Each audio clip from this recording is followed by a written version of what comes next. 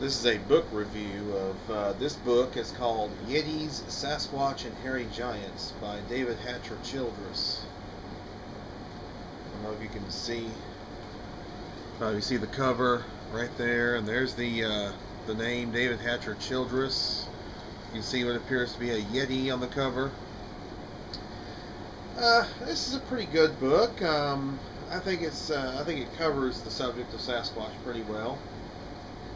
I think it's a good primer for newbies to the subject. Not necessarily the book I would pick. I mean, there's some things that are left out. He didn't talk about the Georgia hoax. In fact, when he showed a photo from the Georgia hoax, he said it was a photo of a Bigfoot.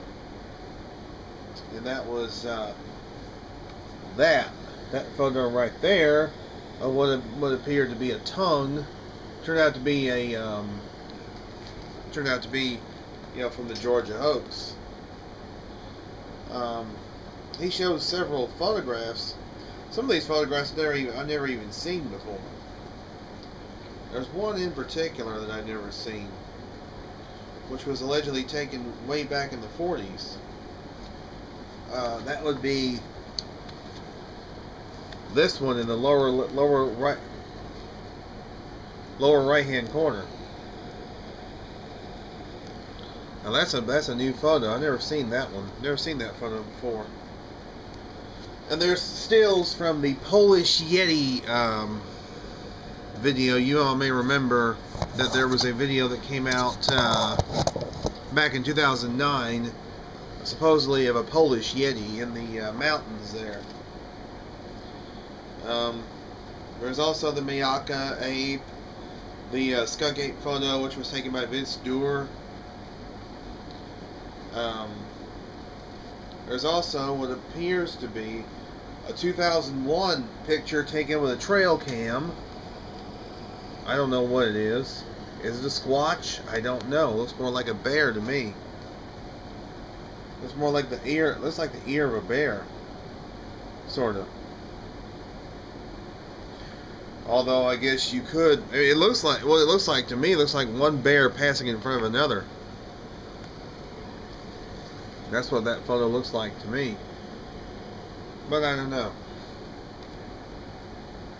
And there you see the Ivan Marks photos and the Cliff Crook Wild Creek photo.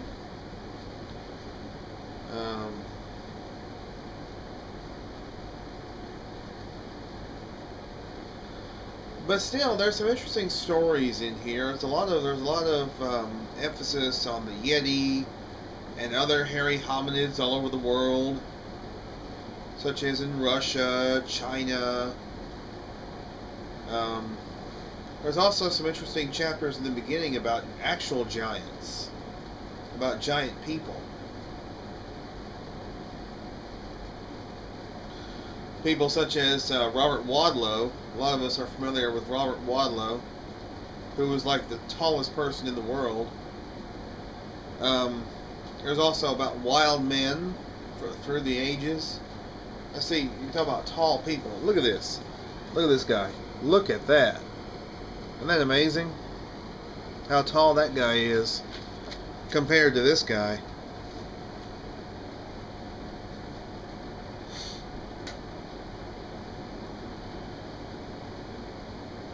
Right now, the tallest living American apparently is a fellow named George Bell. He's 7'8". I think, didn't Manute Bol just pass away? I think he did. He was pretty tall. Yeah, Robert Wadlow was 8'11".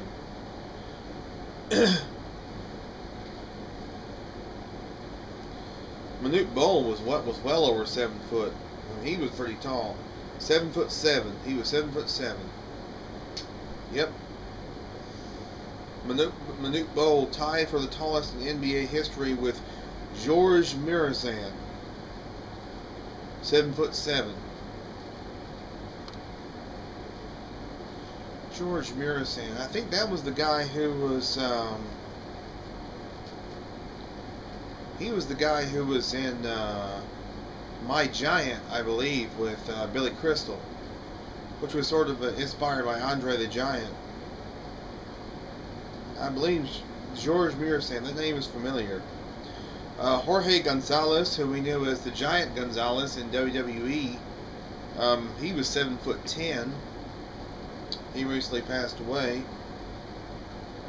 Yao Ming, the NBA basketball player, he's currently the tallest at 7'6". Plus, there have been tall females as well. So, I mean, there's not just stuff about Sasquatch, wild men, things like that. There's also, you know, they also show the tallest humans, some of the tallest humans in history. Now here's a picture of Robert Wadlow right there with his father. He was the tallest man ever. I remember going last year to the Ripley's Believe It or Not Museum in Newport, Oregon, and they had a display, you know, most unbelievable people, and Robert Wadlow was one of them. A lot of people knew him as one of the tallest man in the world.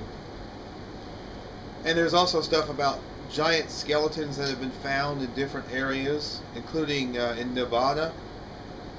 Red-headed giants fought by the Paiute Indians. So some interesting stuff in here. I would give this book about a 4 out of 5 stars. It's an interesting book. There's some interesting stuff in it. I would recommend it, but just know that there's quite a bit that's missing from this book.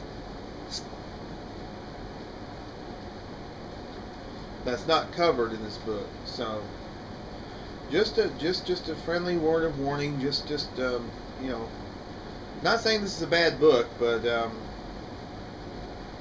there is some that's missing from the book. So just to let you know that's what's going on. And there's stuff about the skunk apes and things like that. There's older reports that are described in here.